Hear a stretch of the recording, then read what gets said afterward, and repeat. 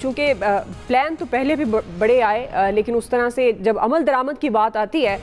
تو جو ایک بڑی ضروری ایک کی پوائنٹ ہوتا ہے کہ تمام سیاسی قیادت متحد ہو اور اس معاشی پلان کو آگے لے کر چلے، چاہے وہ سیاسی پلان ہو یا معاشی پلان۔ اب یہ جو اڑان پاکستان کا اجرا کیا گیا ہے، اچھی ہوپ ہے، سال کا اینڈ، نئے سال کا آغاز، آپ کے خیال میں اس پلان کو کامیاب کرنے کے لیے سیاسی قیادت کی ذمہ داری کتنی امپورٹنٹ ہے؟ اچھا دعا دیکھیں، سب سے پہلے ایک چیز تو میرے خیال میں اس کو ایڈمٹ کرنا چاہیے، وہ یہ کہ اکنامک سٹیبلٹی جو ہے، جو معاشی استحکام ہے، وہ کسی حد تک گورنمنٹ نے اچیو کر لیا ہے۔ ہم دیکھیں انفلیشن کو دیکھیں، ہم انٹرسٹ ریٹ کو دیکھیں، ہم فارن ایکسچینج ریزروز کو دیکھیں، تو اوور آل ہم یہ دیکھ رہے ہیں کہ ایک سٹیبلٹی آئی ہے کمپیئر ٹو ہم اگر ایک سال پیچھے جائیں کہ جب ہم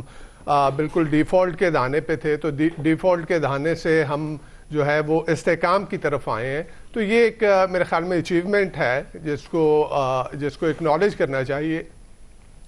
یہاں پہ ایک چیز جو سب سے امپورٹنٹ ہے کہ یہ استحکام کیسے آیا، تو وہ آئی ایم ایف کا پروگرام جو ہم نے ابھی یہ 24واں پروگرام جس کے اندر ابھی ہم ہیں، 37 ماہ کا یہ پلان ہے۔ اور اگر آپ دیکھیں کہ آئی ایم ایف کے اس پروگرام کے آبجیکٹو کیا تھے، تو اس میں سب سے پہلے آبجیکٹو تھا آپ کا میکرو اکنامک سٹیبلٹی، دوسرا آپ کا تھا انفلیشن کو، مہنگائی کی شرح کو کم کرنا، اور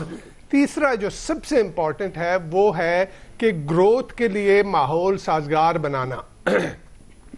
تو آپ نے انفلیشن کو تو کنٹرول کر لیا، میکرو اکنامک سٹیبلٹی آپ کے پاس ایک طرح سے آ گئی۔ جو اب سب سے بڑا چیلنج ہے وہ ہے گروتھ کا، اور یہ ہم نے دیکھا کہ یہ 24واں پروگرام ہے۔ اس سے پہلے 23 پروگرام جو پاکستان نے آئی ایم ایف کے لیے، تو دوران آئی ایم ایف پروگرام ہمارے پاس سٹیبلٹی رہتی ہے۔ یہ یعنی تاریخ ہمیں بتاتی ہے جب ہم آئی ایم ایف کے پاس گئے تو ہمارا آئی ایم ایف کے پروگرام کے دورانیے کے لیے سٹیبلٹی جو ہے وہ معیشت میں رہتی ہے، لیکن جب ہم سٹیبلٹی سے ہم گروتھ کی طرف جاتے ہیں، بیکاز گروتھ امپورٹنٹ ہے۔ دیکھیں آپ نے اکانومی کو تو سٹیبلائز کر دیا، آپ نے معیشت کو سٹیبلائز کر دیا، لیکن وہ کب ہوگا کہ آپ کی انڈسٹری گرو کرے گی، آپ کی ایکسپورٹس بڑھیں گی، آپ کی جاب اپرچونٹیز کریٹ ہوں گی، جب آپ گروتھ کی طرف جائیں گے۔ یہی پاکستان کا المیہ رہا ہے کہ جب ہم گروتھ کی طرف گئے تو یہ بوم اور بسٹ کا سائیکل پاکستان کی اکانومی میں رہا ہے۔ جب بھی ایک کوشش یہاں پہ ابھی جس طرح سے یہ 5 سالہ پروگرام دیا گیا، پلان دیا گیا، میرے خیال میں ایک بہت خوشائند چیز ہے کہ فائنلی ایک ریئلائزیشن آئی کہ ہم نے فنڈامنٹلز کو چینج کرنا ہے، ہم نے اپنی معیشت میں جو بنیادی چیزیں ہیں، جو اصلاحات ہیں، وہ لے کے آنی ہے۔ تو یہ ایک بہت اچھی بات ہے، خوشائند بات ہے۔ لیکن یہاں پہ میں ایک بات اور بھی کہوں گا کہ جس طرح کے ٹارگٹس رکھے گئے،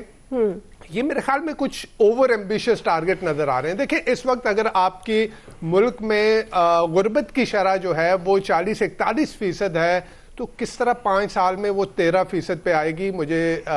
یعنی اگین جیسے میں نے کہا کہ اوور ایمبیشس یہ پلان مجھے یہ ٹارگٹ لگ رہے ہیں۔ اسی طرح ہم جب اس کی اکنامک گروتھ کی بات کر رہے ہیں کہ ہم مائنس سے جو ہے وہ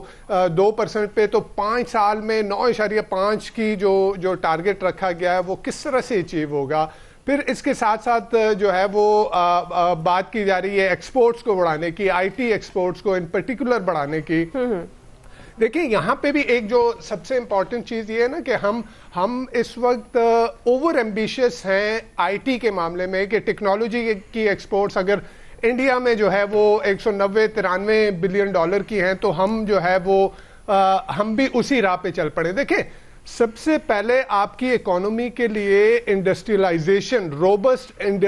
انڈسٹریلائزیشن جو ہے وہ سب سے امپورٹنٹ ہوتی ہے۔ آپ آئی ٹی، میں بالکل یہ نہیں کہتا کہ آپ آئی ٹی کے اوپر توجہ نہ دیں، اس میں بھی آپ کے پاس وہ ہے، لیکن اس میں چیلنجز بھی بہت زیادہ ہیں۔ آپ اپنے پاس جو ہے وہ لٹریسی کو دیکھ لیں۔ ریسنٹلی میرے خیال میں ایک رپورٹ آئی تھی پلاننگ منسٹری نے اور جو ہے وہ برٹش کونسل نے مل کے وہ رپورٹ جو ہے وہ لانچ کی تھی، اور اس میں کہا گیا تھا کہ پاکستان میں اکنامک کرائسس سے بڑا ایجوکیشن کا کرائسس ہے۔ بالکل کہ آپ کی ایجوکیشن کا کیا وہ سٹینڈرڈ ہے, کیا وہ ورک فورس ہمارے پاس ہے کہ جو ہم آئی ٹی کو ٹارگٹ کرتے ہوئے جو ہے اپنی سوللی اس کو ٹارگٹ کرتے ہوئے ہم آگے جائیں گے. اور جب ہم انڈسٹریلائزیشن کی بات کرتے ہیں, جب ہم گروتھ کی بات کرتے ہیں, پھر لامالا ہمیں جو ہے امپورٹس پر سے جو ریسٹرکشنز ہیں وہ اٹھانی پڑیں گی. امپورٹ سے ریسٹرکشن اٹھیں گی تو پھر ہمارے پاس جو ڈالر ہے اس کی کمی ہوگی, ہمارے فارن ایکسچینج ریزروز کے اوپر جو ہے وہ ہٹ آئے گی, اور ڈالر مہنگا ہوگا اور پھر جو ہے ہم انفلیشن کی طرف جائیں گے, تو پھر وہ سائیکل دوبارہ ریپیٹ ہوگا. صحیح. تو اچھی بات ہے کہ آپ نے ایک ٹارگٹ, ایک پلان دیا, اس پلان کو فالو کرنا. لیکن ایک چیز ہوتی کہ ہم اگر اوور ایمبیشس ٹارگٹ نہ رکھتے, اور یہ جو بھی پلان ہے یہ پلان اسی وقت تک, یہ ایک چیز دعا میں کہتا چلوں کہ یہ ٹارگٹ بھی اس کے آدھے بھی اچیو ہو گئے تو میرے خیال میں ہم کافی بہتر جو ہے وہ اکنامک سچویشن میں ہوں گے. لیکن اس کے لیے نمبر 1 چیز ہے آپ کی پولیٹیکل سٹیبلٹی, اس کے لیے نمبر 2 چیز ہے آپ کی سیکیورٹی سچویشن. تو اگر ملک میں پولیٹیکل سٹیبلٹی نہیں ہوگی تو گروتھ جو ہے وہ فارن انویسٹمنٹ نہیں آئے گی, سیکیورٹی سچویشن جو ہے وہ خراب ہوگی تو باہر سے انویسٹمنٹ نہیں آئے گی. تو ہمیں یہ 2 چیزیں جو ہیں ان پرٹیکولر ٹارگٹ کرنی چاہیے. ٹھیک ہے جی. عامر صاحب آپ کو لگتا ہے کتنی ذمہ داری ہے سیاسی قیادت کی؟ ظاہر ہے جو پوائنٹ اٹھا رہے ہیں نویز صاحب, یہ بھی فیکٹ ہے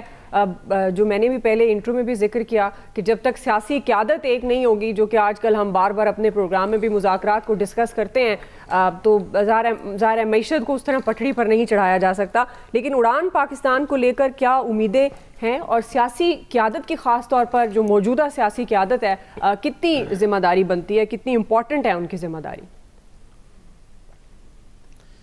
شہباز شریف نے جس طریقے سے حکومت سنبھالی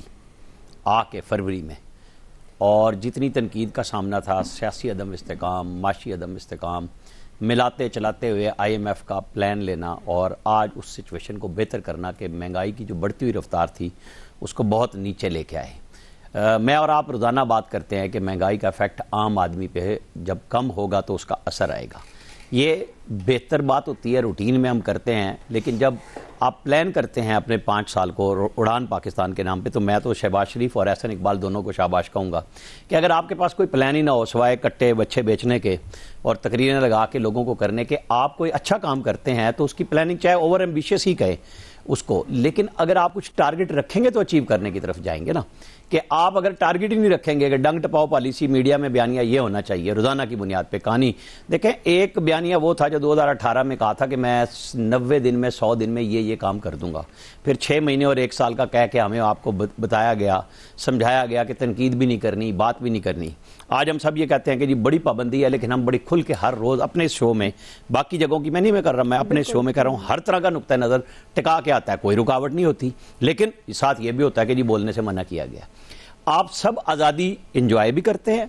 اور پھر کام کرتے ہیں. لوگوں کی تکالیف کا احساس اگر حکمران کو ہو تو کچھ نہ کچھ بہتری کی طرف جاتا ہے, اور وہ تبھی جاتا ہے جب یہ ٹارگٹ آپ بناتے ہیں. آپ زیادہ کریں یا کم کریں, اگر آپ کریں گے نہیں, آپ بیوروکریسی سے کام کیسے لیں گے؟ یہ اصل ایشوز ہیں کہ آپ اگر ٹارگٹ سیٹ کرتے ہیں کہ میرے تمام اہداف ان سیکٹرز میں یہ ہوں گے, اور مجھے اس کے اوپر پوچھنا ہے لوگوں کے ساتھ اعلان کرنے کے بعد, اور میڈیا ظاہر ہے بالکل پوچھے گا ان سے ہی,